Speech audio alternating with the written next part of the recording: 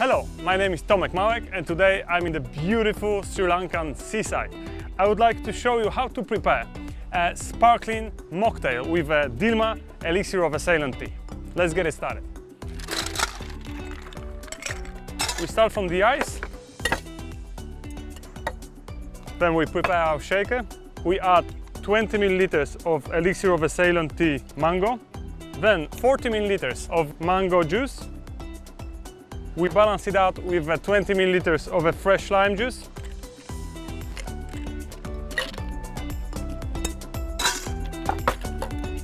And we shake it well.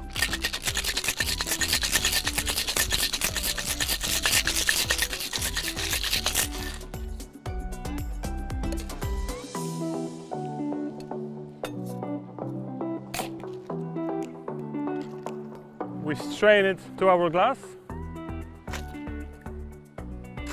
Add a little bit more ice and top it with a sparkling water.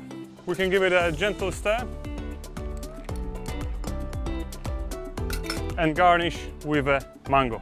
And here we go, our sparkling mocktail with Dilmah Elixir of a Ceylon tea. Give it a go.